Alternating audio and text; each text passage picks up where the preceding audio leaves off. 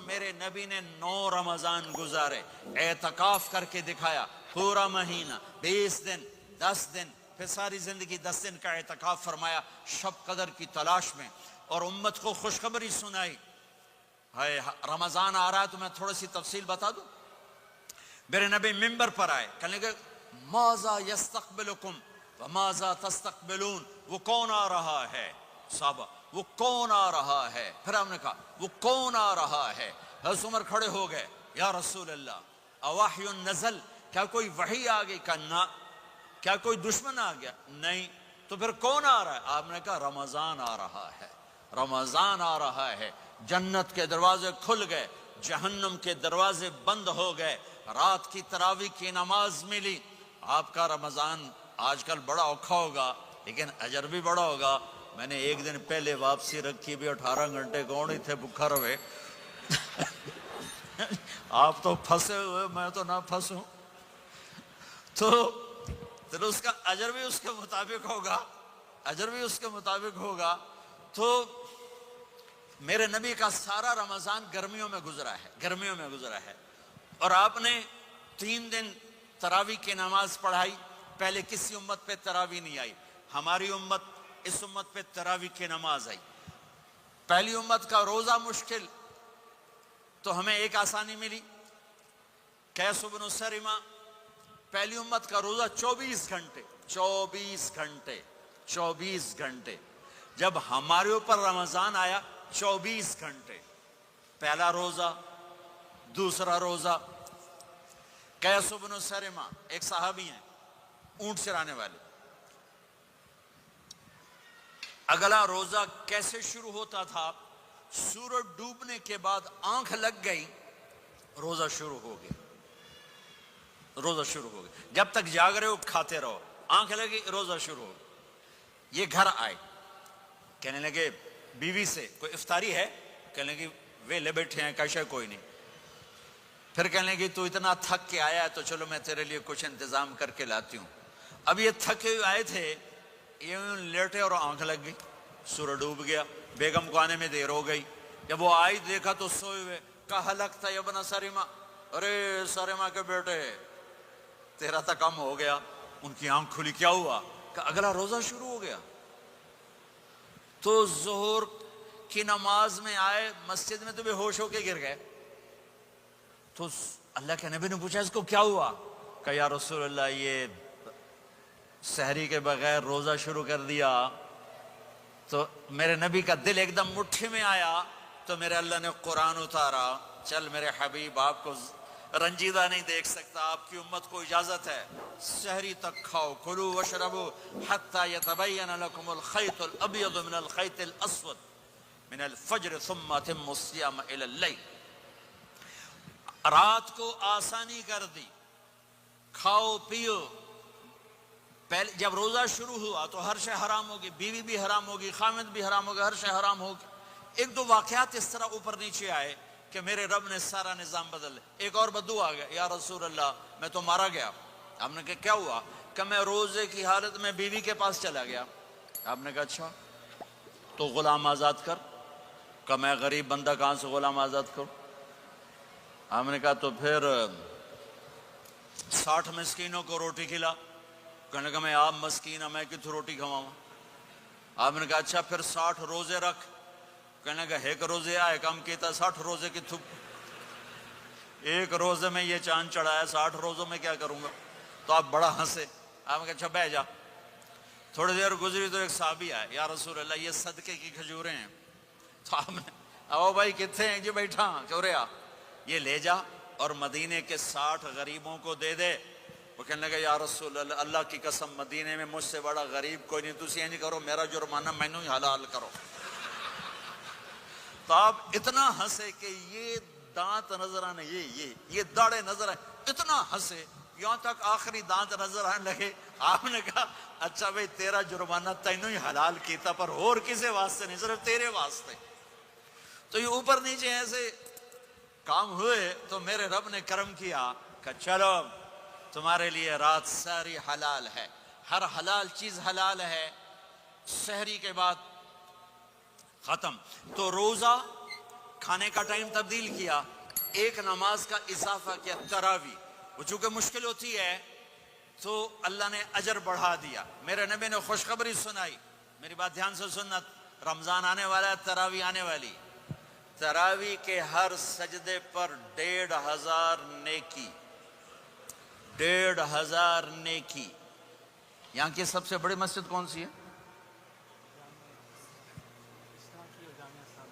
جامعہ اسلامیہ حسنہ کی مسجد والے 1500 نیکی آپ کو سمجھ میں نہیں آئے گی۔ ایک چھوٹا سا اشتہار لگا دیں، جو ہماری مسجد میں تراوی پڑے گا اس کو $15 ملیں گے، ہر سجدے پہ $15۔ اگلے دن تسی دادیاں نہیں چاہ کے لے جاؤ گے، دادیاں تے تھوڑی لڑائی شروع ہو جاؤ، اماں تو میرے نال ٹر، دادی تو میرے نال ٹر۔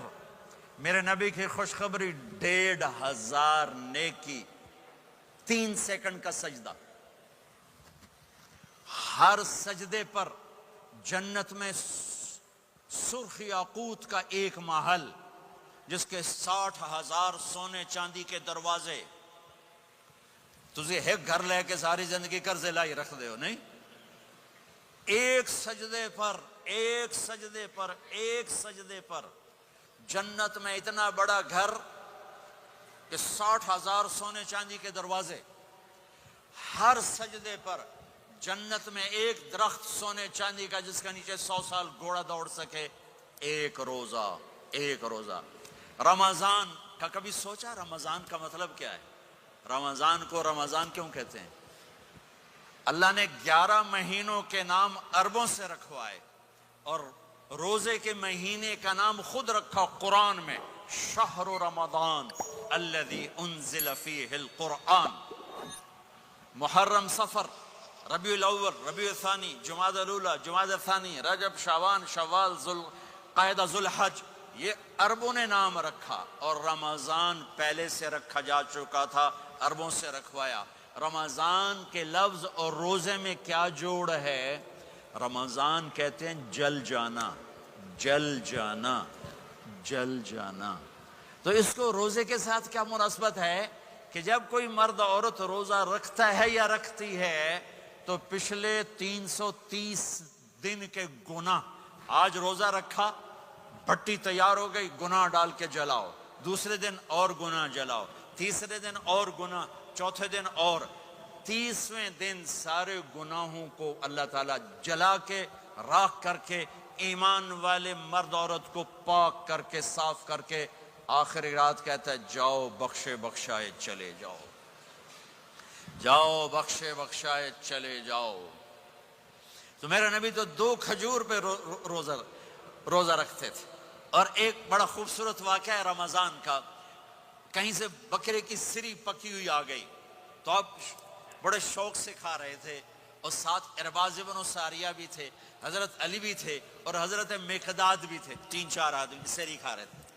بلال رضی اللہ عنہ آئے کہ یا رسول اللہ، سحری کا ٹائم ختم ہو گیا ہے، میں اذان دینے جا رہا ہوں، آپ کھانا پینا بند فرما دیں۔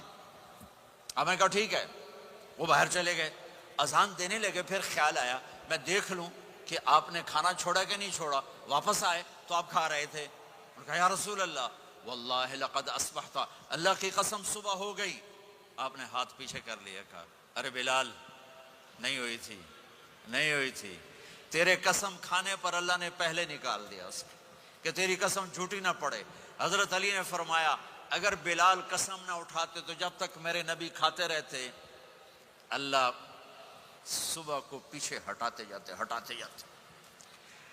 دیگ پک رہی تھی، ابو عبیدہ رضی اللہ تعالیٰ عنہ بن جراح وہ دیگ پکا رہے تھے، بکرا۔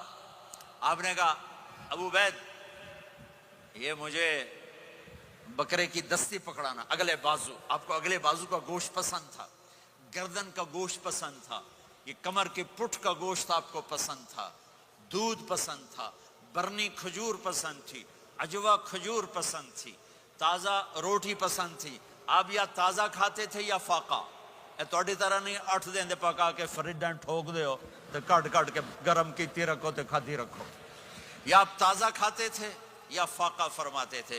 ایک دفعہ فتح مکہ پر ام ہانی کے گھر آپ نے باسی روٹی کھائی، ورنہ آپ نے ہمیشہ تازہ یا فاقہ یا تازہ یا فاقہ. کبھی جس کھانے پہ رات گزر جاتی اسے نہیں کھاتے تھے, تسی ماشاءاللہ 8 راتوں جو کھدی جاندے. ہاں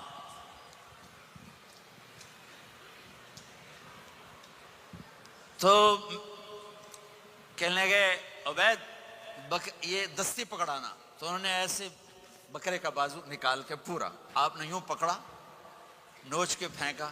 کہا دستی پکڑانا. انہوں نے یوں نکالا ڈوئی سر, آپ نے پکڑا, کھایا, کہا مجھے بکرے کا بازو دستی پکڑانا. کہا یا رسول اللہ بکرے کی 2 ہی ہوتی ہیں. آپ نے کہا تیرا بھلا ہو جائے, اگر تو میرے کہنے پہ ڈوئی ڈال دیتا, جب تک میں کہتے رہتا اللہ مجھے نکال کے کھلاتا رہتا, اللہ مجھے نکال کے کھلاتا رہتا. اللہ نے رمضان بھیجا ہوا ہے, رمضان آ رہا ہے, اللہ کی رحمتوں کا جنت کے دروازے کھل گئے, جہنم کے دروازے بند ہو گئے. ایک دوسرے کو معاف کر دو, روزے کی حفاظت کرو. آپ بہت سے بہن بھائی آئے بیٹھے ہو, لڑے ہوئے ہوگے, ناراض ہوگے, میاں بیوی لڑے ہوئے ہوں گے, بھائی بہنیں لڑی ہوں گی. رمضان آ رہا ہے, تیاری کرو. جیسے حج پر جانے سے پہلے معافیاں مانگتے ہو, رمضان سے پہلے بھی ایک دوسرے سے معافی مانگو, ایک دوسرے کو معاف کرو, ایک دوسرے کو درگزر کرو, خود جا کے معافی مانگ لو. اللہ آپ کا مقام اونچا کر دے گا, مرتبہ اونچا کر دے گا. آخری رات اللہ تعالیٰ فرماتے ہیں جاؤ, تمہارے رات کی قیام اور دن کے روزے کے بدلے تمہیں سب کو معاف کر دیا, مانگو. اور ایک رات اللہ نے شب قدر بنائی جو 1000 راتوں کے برابر کر دی.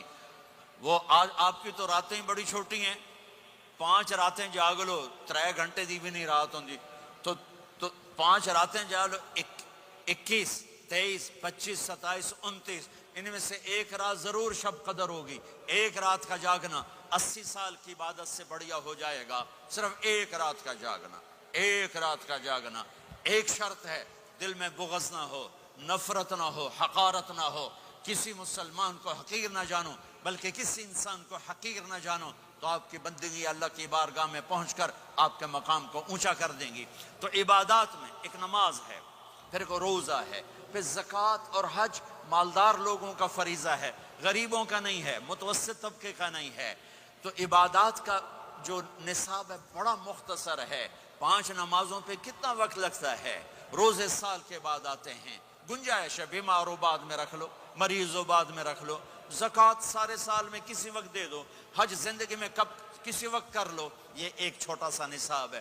دوسرا میرے نبی کی زندگی کا پہلو جسے میں ہائی لائٹ کرنا چاہتا ہوں, جو نمایاں ہے, جو روشن ہے, وہ میرے نبی کی زندگی ہے, وہ میرے نبی کے اخلاق ہیں, وہ میرے نبی کا درگزر ہے, میرے نبی کا پیغام محبت ہے. میرے نبی نے فرمایا اسلام کا سب سے مضبوط عمل کیا ہے؟ ایو عروض اسلام اوثق. صحابہ نے کہا الصلاۃ, نماز. آپ نے کہا نہیں. جہاد. آپ نے کہا نہیں. روزہ. آپ نے کہا نہیں. حج. آپ نے کہا نہیں. اسلام کا سب سے مضبوط عمل کیا ہے؟ صحابہ نماز. جی نہیں. جہاد نہیں, روزہ نہیں, حج نہیں. اچھا یا رسول اللہ پھر کیا ہے؟ سنو غور سے, توجہ سے. میرے نبی نے فرمایا اسلام کا سب سے مضبوط عمل آپس میں محبت کرنا ہے, اللہ کے لیے محبت کرنا ہے, اللہ کے لیے محبت کرنا ہے, اللہ کے لیے محبت کرنا ہے. اسلام پیغام محبت ہے.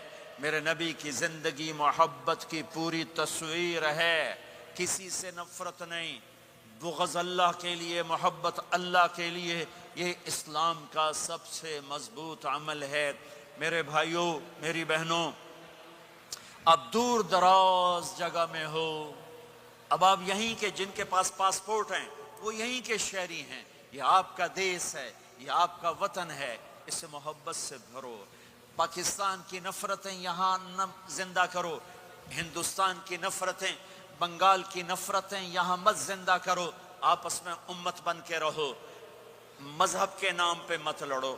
یورپ میں یہ آگ لگی ہوئی ہے, میں بہت عرصے کے بعد آیا ہوں, مجھے نہیں پتا کہ یہاں مذہبی نفرت ہے یا نہیں ہے, لیکن چونکہ یورپ میں بہت دفعہ جانا ہوتا ہے, ہر سال ہوتا ہے, وہاں یہ جھگڑے نفرتیں، ہماری مسجد تمہاری مسجد، ان کے پیچھے نماز نہیں، ان کے پیچھے نماز نہیں، یہ تو مسلمان ہی نہیں، یہ تو گستاخ رسول ہیں، یہ وہابی ہیں، یہ کافر ہیں۔ دیکھو میں یہ ہاتھ جوڑتا ہوں، امت بن کے رہو، امت بن کے رہو، مومن بن کے رہو، مسلم بن کے رہو، مومنہ بن کے رہو، مسلمہ بن کے رہو، اختلاف رائے کو برداشت کرو۔ یہاں چاند کے مسئلے میں اختلاف ہوتا ہے، روزے کے ٹائم میں اختلاف ہوتا ہے، علماء سے کہتا ہوں اس اختلاف کو مٹھاؤ، جس میں سہولت ہو سارے وہ لے لو۔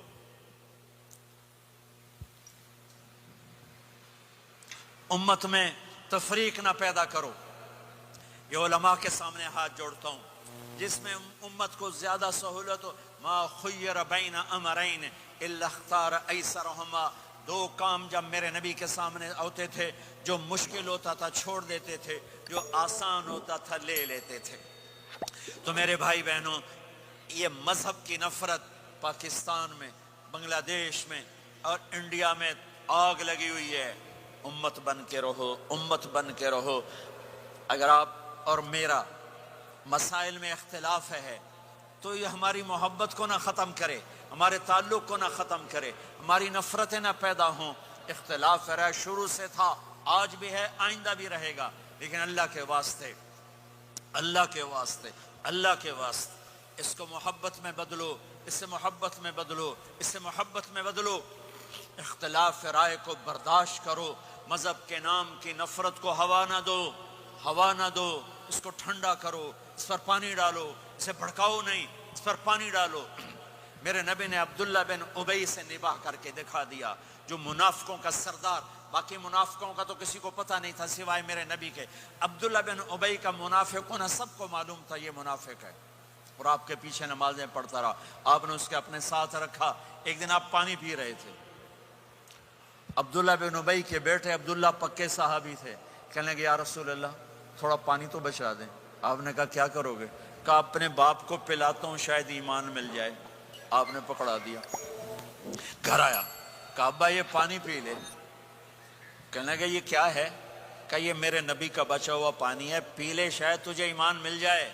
سنو، کہنے لگا وہاں سے کسی کا پیشاب لیا وہ پی لوں گا، یہ نہیں پیتا۔ کسی کا پیشاب لیا وہ پی لوں گا، یہ نہیں پیتا۔ وہ واپس جا کر کہنے لگے یا رسول اللہ اجازت ہے میں اس کا سر اڑا دوں؟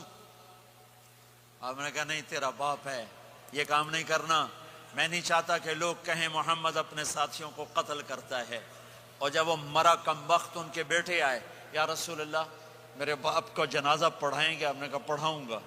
کفن دیں گے؟ کہا دوں گا۔ کہ اپنا کرتا دے دے۔ آپ نے کرتا اتار کے دیا، جا اس کو کفن دے دو کہ شاید کم وقت بخشا جائے۔ ہے، اور اب اتنی نفرت ہے کہ ایک دوسرے کا جنازہ بھی نہیں پڑھتے، سلام بھی نہیں کرتے، مسجدوں میں لڑائیاں ہو رہی ہیں۔ آپ نے کرتا دیا، اس کو پہنایا، آپ جنازے کے لیے کھڑے ہوئے، حضرت عمر آگے آ گئے، یا رسول اللہ آپ کو پتہ یہ کون ہے؟ کہ عمر مجھے بتاتے ہو یہ کون ہے؟ مجھے نہیں پتا کون ہے۔ کو پہ اس کا آپ جنازہ کیوں پڑھ رہے ہیں؟ کہ اللہ نے کہا ہے پڑھ یا نہ پڑھ میں معاف نہیں کروں گا، تو میں پڑھتا ہوں شاید اللہ معاف کر دے۔ یہ میرے نبی کے اخلاق ہیں، یہ میرے نبی کے اخلاق ہیں، یہ میرے نبی کی خوبصورت زندگی ہے۔ آپ نے جنازہ پڑھا دیا، پھر اس کے دفن میں شریک ہوئے، آپ پیچھے پہنچے تو وہ قبر میں اتار دیا تھا، کہ باہر نکالو۔ قبر سے باہر نکال کے اپنے لعاب تھوک کو منہ سے نکال کر اس کے منہ میں ڈالا کہ شاید اس کی بخشش ہو جائے۔ اس کو دیکھ کر 100 منافقوں نے کلمہ پڑھا کہ اتنا بڑا خلق صرف نبی کا ہی ہو سکتا ہے۔ تو میرے بھائی بہنوں، بہت بڑا مجمع آیا ہوا ہے۔ میرے نبی کی زندگی کا دوسرا پہلو، میرے نبی کی زندگی، معاشرت، پاکیزہ اخلاق، محبت بھرا پیغام، ماں باپ کے لیے، بیوی کے لیے، بیوی کا خامد کے لیے، بہن بھائیوں کا ایک دوسرے کے لیے، یہ ایک خوبصورت زندگی ہے جو آج ہم بھول چکے ہیں، مٹ چکی ہے، مٹا چکے ہیں۔ میرے نبی کے خوبصورت اخلاق، میرے نبی کا درگزر کرنا، میرے نبی کا معاف کرنا۔ 21 برس قتل کے منصوبے بنانے والوں کو آپ نے کہا، مکے والے جاؤ معاف کیا، جاؤ معاف کیا، ایک جملے پر جاؤ معاف کیا۔ یہ میرے نبی کا پیغام ہے۔ میرے نبی کے اخلاق سچائی، میرے نبی کے اخلاق دیانتداری، میرے نبی کے اخلاق صدق و امانت، سب سے زیادہ ہائی لائٹ جو مکی زندگی میں آپ کی صفت ہوئی، صادق امین، سچا امانت دار، سچے امانت دار۔ میرے نبی سے پوچھا گیا یا رسول اللہ مسلمان بزدل ہو سکتا ہے؟ کہاں؟ کنجوس بخیل ہو سکتا ہے؟ کہاں؟ یا رسول اللہ مسلمان جھوٹ بول سکتا ہے؟ کہا نہیں، جھوٹ نہیں بول سکتا۔ میرے نبی نے فرمایا یتبع المومن علی الخصال کلھا، ہر مسلمان مرد عورت بڑے سے بڑا گناہ کر سکتا ہے، لیکن اگر میرا امتی ہوگا دو نہیں کرے گا، دو نہیں کرے گا، دو نہیں کرے گا، ایک جھوٹ کبھی نہیں بولے گا، ایک دھوکہ کبھی نہیں دے گا، ایک جھوٹ نہیں بولے گا، ایک دھوکہ نہیں دے گا، ایک جھوٹ نہیں بولے گا، ایک دھوکہ نہیں دے گا۔ اور جب اللہ تعالیٰ جنت میں سب سے پہلے اپنا دیدار کرائے گا، سب کو جنت میں، بھائیو یہ تو کوئی زندگی کوئی نہیں ہے، جب مال جمع ہوتا ہے تو موت آ چکی ہوتی ہے۔ اب لوگ یہاں ہجرت کر کے آئے، بنتے بنتے کچھ بنے تو موت دستک دینے لگی، گھٹنے درد کرنے لگے، آنکھوں پہ چشمے چڑھ گئے، سوٹیاں ہاتھ میں آ گئیں، جب مال سے نفع اٹھانے کا وقت آیا تو موت سر پہ آ گئی۔ یہاں کے ہر انسان اس مشکل میں گرفتار ہے، جب اپنی دنیا سے کمانے کا حاصل کرنے کا وقت آتا ہے تو موت دستک دے رہی ہوتی ہے، اور موت تھوڑا پیچھے ہٹ جائے تو بڑھاپا تنگ کرنے آ جاتا ہے، بیماریاں تنگ کرنے آ جاتی ہیں، پریشانیاں سر پہ آ جاتی ہیں۔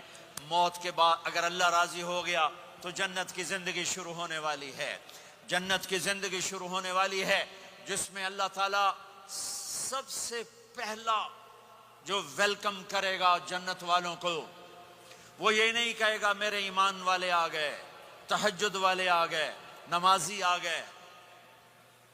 پوری تفصیل سنو، اللہ تعالیٰ جب جنت میں بٹھا دے گا جنتی مرد جنتی عورت۔ ہمارے ابا اور اماں کا قد کتنا تھا کچھ پتہ ہے؟ 130 فٹ۔ کتنا بھائی؟ 130 فٹ۔ یہ تو آپ نے سنا ہے کہ یوسف علیہ السلام سب سے خوبصورت تھے، سنا ہے نا؟ یہ بہت کم مرد عورتوں کو پتہ ہوگا کہ عورتوں میں سب سے خوبصورت کون تھا؟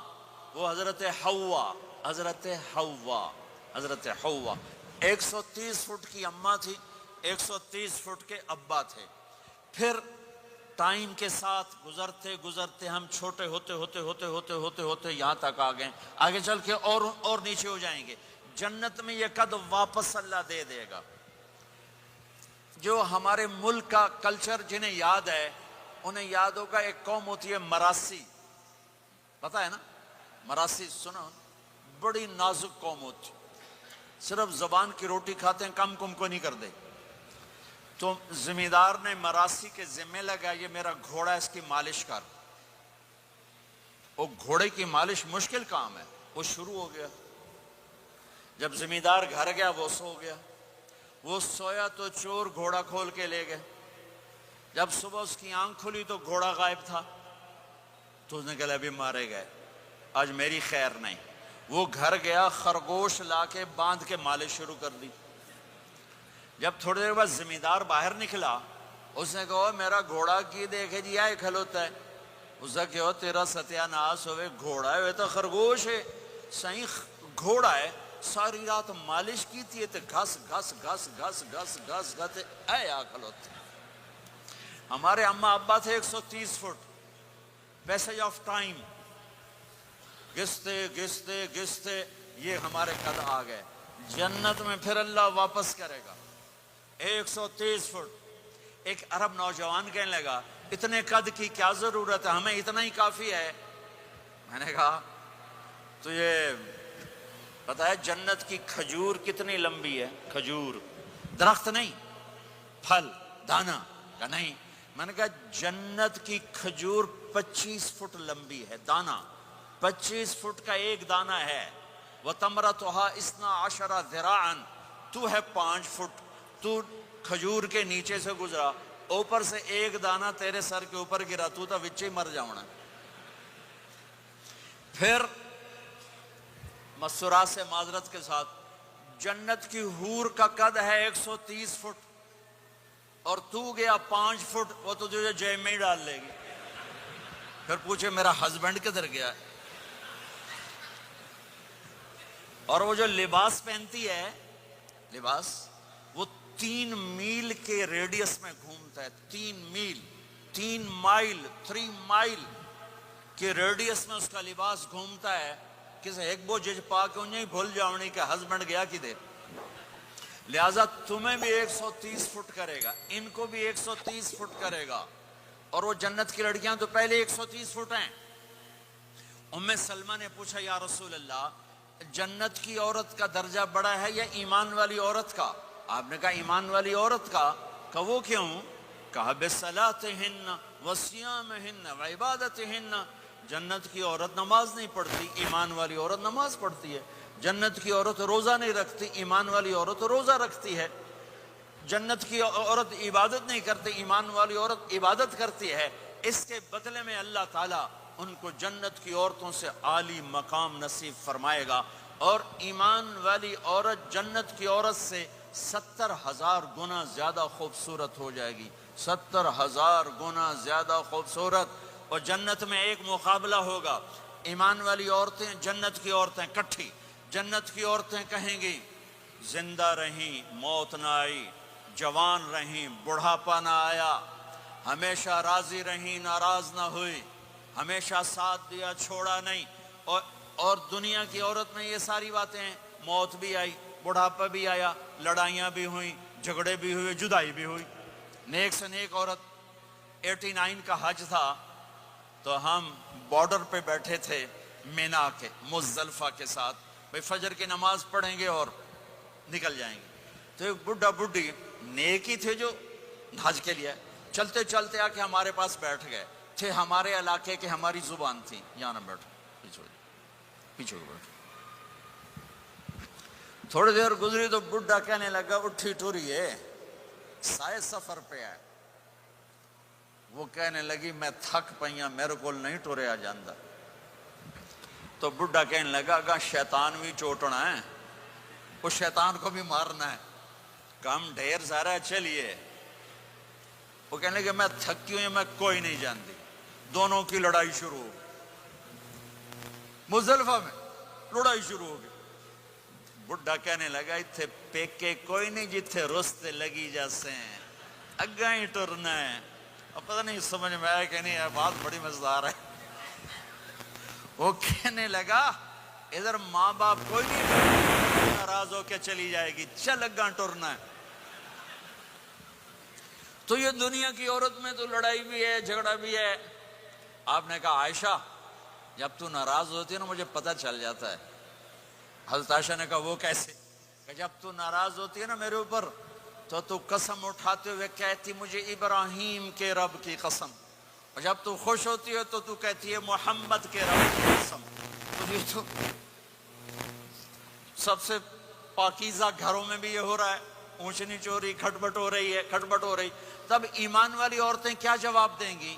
وہ کہیں گی ہم نے نماز پڑھی تم نے نماز نہیں پڑھی، ہم نے روزے رکھے تم نے روزے نہیں رکھے، ہم نے صدقہ کیا تم نے صدقہ نہیں کیا، ہم نے وضو کیے تم نے وضو نہیں کیے. تو حضرت عائشہ نے فرمایا تو ایمان والی عورتیں جنت کی عورتوں پہ غالب آ جائیں گی. یہاں مردوں پہ غالب، وہاں حوروں پہ غالب. دو آپا سے ناندہ ہی ڈھول بجنا ہے. تو اللہ جو سب سے پہلا ٹائٹل دے گا، جنت کی ساری نعمتیں ہوں گی اور نوکر آ کے سلام کریں گے، سلامن سلاما، اس کا ایک نشہ چڑھے گا. پھر فرشتے آ کر کہیں گے سلامن سلاما، اس کا ایک اور نشہ چڑھے گا. پھر ایک دم میرے رب کا عرش کھلے گا اور اللہ سامنے آ کر کہے گا سلام قولا من رب الرحیم، میرے بندے بندیوں تمہارا رب تمہیں سلام پیش کرتا ہے اور مرحبا بالصادقین، اور سچے بندوں کو ویلکم کرتا ہے. میرے بھائی بہنوں، سچ، میرے نبی کے عالی اخلاق، سچ، سچائی، سچائی، سچائی، سچائی. سچ بولو. میں اپنے ملک میں بھی کہتا ہوں، یورپ میں بھی کہتا ہوں، آپ سے بھی کہتا ہوں، آپ کے ملک میں ہیرا پھیری نہیں ہے، سچائی ہے، سچ بولنا سیکھو، ٹیکس بچانے کے لیے جھوٹ نہ بولو۔ یہاں کی حکومت آپ پہ خرچ کرتی ہے، ہماری حکومتیں تو ہم پہ خرچ نہیں کرتی، تمہاری حکومت تم پہ خرچ کرتی ہے۔ اللہ کے واسطے پیسے کی وجہ سے جھوٹ نہ بولو، ٹیکس بچانے کے لیے جھوٹ نہ بولو۔ ان سے تعلیم مفت ملے، ان سے علاج مفت ملے، انہوں نے آپ کو پاسپورٹ دے کے ہر سہولت دے دی، یہاں بھی ہیرا پھیری، یہاں بھی ٹیکس بچاؤ اور یہاں بھی جھوٹ بولو۔ تو ایمان والا جھوٹ نہیں بولتا ہے، ایمان والا سچ بولتا ہے۔ سچائی پر ہر شے قربان کی جا سکتی ہے، صرف ڈالر نہیں، ہر شے۔ آپ نے یزید کی برائیاں تو سنی ہیں، اس کے بیٹے کی نیکی سناؤں۔ معاویہ بن یزید 22 سال کی عمر میں حکومت پہ بیٹھا، سارے دشمن زیر ہو چکے ہیں، صرف 40 دن حکومت کی، 3 بر اعظم کی حکومت، اور سارے خاندان کو اکٹھا کر کے کہا سنو، جس تخت کو ظلم پہ بچھایا گیا ہو اور جس تخت کے نیچے آل رسول کا خون ہو، جس تخت کے نیچے حسین کا خون ہو، میں اس پہ لعنت بھیجتا ہوں۔ یہ ہے تمہاری حکومت، جس کو مرضی دے دو۔ 3 بر اعظم کی حکومت سچائی پر چھوڑ دی، 3 بر اعظم کی حکومت سچائی پر چھوڑ دی، 3 بر اعظم کی حکومت کو لات مار دی سچائی پر۔ سچ بولو، سچ بولو، پیسہ بچانے کے لیے جھوٹ نہ بولو، ٹیکس بچانے کے لیے جھوٹ نہ بولو۔ میں سارے یورپ میں کہتا ہوں، آپ سے بھی کہتا ہوں، مسلمان کی ایسی پہچان بناؤ کہ جب تم کہو میں مسلم ہوں تو اگلا کہے ہاں مسلمان جھوٹ نہیں بول سکتا، مسلمان تو سچ ہی بولتا ہے۔ اپنے ایمان کو، اخلاق کو یہاں تک لے جاؤ کہ آپ اور سچ ایک ہو جاؤ، آپ اور سچائی ایک ہو جاؤ، آپ اور سچائی ایک ہو جاؤ۔ لیکن رونا دھونا یہ ہے کہ سارا جھوٹ امت میں آ کے پھنسا ہوا ہے۔ فرانس میں تھا ایک بڑا تاجر ہمارے گجرات کی، کہا جی فلانے بندے میرے 5 لاکھ یورو مار لیں۔ میں نے کہا یہ جو فرینچ ہیں گورے، یہ بھی ایک دوسرے کے پیسے مارتے ہیں؟ کہنے لگا جی نہیں۔ میں نے کہا کیوں؟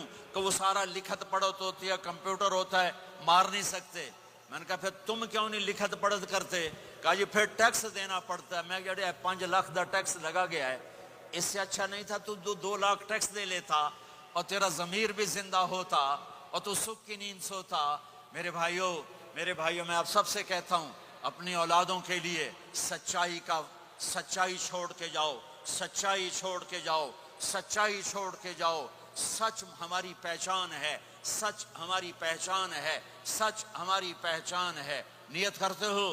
نیت کا سچ بولنا ہے، سچ بولنا ہے، جھوٹ نہیں بولنا ہے۔ تمہارے پاس اس ملک کے پیپر ہیں، رہو، پاسپورٹ ہے، رہو۔ اگر پیپر نہیں ہے تو واپس چلے جاؤ۔ یہ خیانت ہے، یہ دھوکہ ہے، یہ فراڈ ہے۔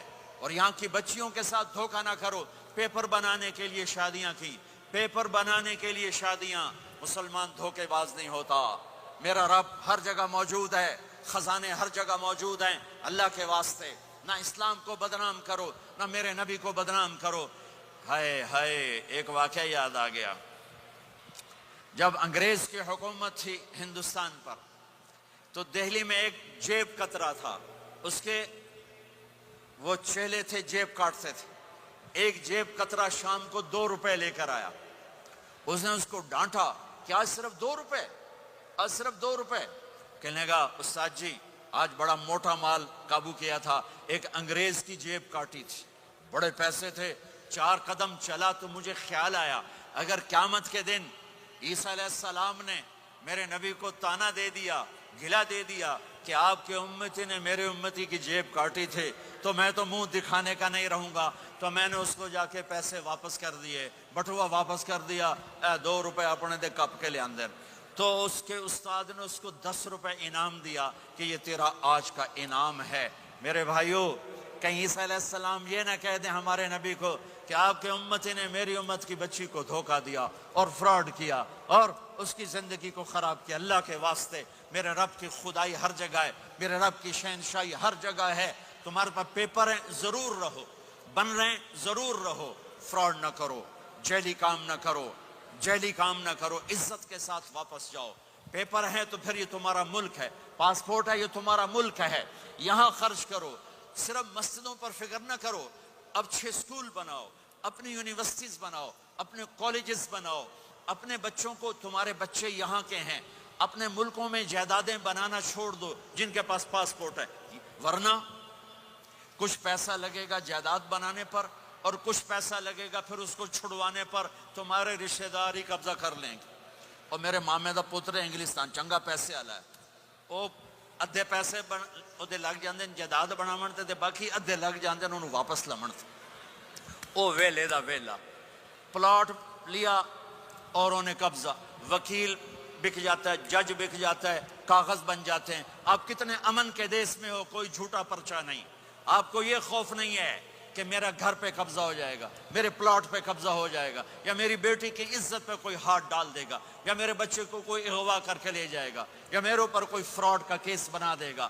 کتنا تعاون ہے اس حکومت کا، ان کے ساتھ تعاون کرو، مال یہاں خرچ کرو، جائیدادیں یہاں بناؤ، ہاں زکوٰۃ فرض ہے، یہاں غریب ڈھونڈو، پاکستان میں غریب ہیں تمہارے رشتہ دار، ان کو بھی دو، لیکن یہ جو حکومت کے اس پر چندے پر رہتے ہیں ان کی ضرورتیں بہت مشکل سے پوری ہوتی ہیں، وہ زکوٰۃ کے مستحق ہیں۔ زکوٰۃ یہاں ڈھونڈو، یہاں تمہیں بہت ضرورت مند ملیں گے۔ صدقات غیر مسلم کو بھی دو، اپنوں کو بھی دو، غیروں کو بھی دو، یہ تمہارا دیس ہے، یہ تمہارا دیس ہے، تمہارے بچے واپس جانے کے نہیں ہیں۔ پٹھان بھائیوں سے معافی مانگ کر کہتا ہوں، ایک پٹھان کا خرگوش گم ہو گیا، تو لوگوں نے کہا خان صاحب بڑا افسوس ہے آپ کا خرگوش گم ہو گیا۔ کہا کوئی بات نہیں کوچا، اس کو نسوار کھلاتا ہوں، نسوار کہا دیا جب نشہ ٹوٹے گا میرے پاس آئے گا، کہیں نہیں جائے گا۔ یہ آپ کینیڈا کی نسوار لگی ہے، یہ تمہارے بچے پاکستان جائیں گے لوڈ شیڈنگ میں؟ یہاں اسلام کو مضبوط کرو، اپنے مال کو خرچ کرو یہاں پر، اپنے سکول بناؤ، مسجدیں نہ بناؤ، صرف مسجد بھی بناؤ، مکتب بناؤ، لیکن اپنے سکول بناؤ، اپنی یونیورسٹیز بناؤ، اپنے بچوں کو اعلیٰ تعلیم دلاؤ، یہاں کے باعزت معاشرے کے افراد بن سکیں، اچھے عہدوں پر جا سکیں، اچھے شہری بن سکیں۔ عبادت تو 2 گھنٹے کا کام ہے، روزہ 1 مہینے کا کام ہے، حج 10 دن کا کام ہے، زکوٰۃ 2 منٹ کا کام ہے، جیب سے نکال کے دوسرے کو دے دیا۔ 24 گھنٹے کی زندگی کا اسلام کیا ہے؟ وہ اخلاق ہے، وہ سچائی ہے، وہ پاک دامنی ہے، وہ عزت و آبرو ہے، بڑے چھوٹے کا احترام ہے، خامن بیوی کی محبت ہے، اولاد کا ماں باپ کو عزت دینا ہے، ماں باپ کا اولاد کو عزت دینا ہے۔ یہ میرے نبی کی خوبصورت زندگی ہے۔ سورے جہان کے نبی اور گھر میں آتے ہیں تو حضرت عائشہ کو آٹا گوندنا نہیں آتا، میرے نبی حضرت عائشہ کو آٹا گوند کے دیتے تھے، آٹا گوند کے دیتے تھے۔ اور اماں عائشہ روٹی پکاتی تھی، جب کھانے پر بیٹھتے تھے تو آپ خود نوالے توڑ توڑ کے اماں جان کو کھلاتے تھے۔ اظہار محبت، اظہار محبت۔ ایک نوجوان کہنے لگا مولانا کوئی تعویذ دو، میری بیوی سے لڑائی رہتی ہے۔ میں نے کہا بیویاں تے تعویذ چل دے ہی کوئی نہیں۔ کہنے لگا کیا کروں؟ میں نے کہا نبی والا طریقہ اختیار کرو، محبت دو، عزت دو، احترام دو، اور جب کھانے پر بیٹھو 2-3 لقمے اپنے ہاتھ سے کھلا دو۔ کہنے لگا اس سے کیا ہوگا؟ میں نے کہا تو دیکھ لینا کیا ہوگا۔ 10-12 دن بعد اس کا فون آیا تو میں نے پوچھا میری بات پہ عمل کیا؟ کہنے لگا نہیں۔ میں نے کہا کیوں؟ کہنے لگا شرم آتی۔ میں نے کہا کمزور کے ساتھ لڑتے ہوئے شرم نہیں آتی؟ کمزور سے بھی کوئی لڑتا ہے، عورت تو بیچاری کمزور ہے، اس سے بھی کوئی لڑتا ہے۔ گامے پہلوان کا نام سنا ہوگا بڑی عمر کے لوگوں نے، گاما جو چیمپئن، ورلڈ چیمپئن تھا، اس نے 1910 میں لندن میں امریکن پہلوان تھا زبسکو، اس کو ہرایا تھا، اس ورلڈ چیمپئن کا ٹائٹل ملا تھا۔ پارٹیشن کے بعد لاہور آ گیا، سبزی والے سے سودا بھاؤ پر کوئی بات ہوئی، سبزی والے نے وہ جو لوہے کا بٹا ہوتا ہے تولنے والا اٹھا کے گامے کو مارا، اس کو یہاں لگا، خون نکل آیا۔ اس نے پگڑی کھولی اور نیچے سے بل دے کے باندھ کے چل پڑا۔ تو لوگوں نے کہا پہلوان جی تسی وڈے وڈے پلوان زمین تے مارے، اے تو انہوں نکو جا ماڑکو جا مار گیا، تسی آکھیا ہی کچھ نہیں۔ وہ کہنے لگا ماڑے نو مار دیا شرم آؤندی، انہیں کہا کمزور کو مارتے ہوئے شرم آتی ہے۔ میں نے کہا بے وقوف آدمی،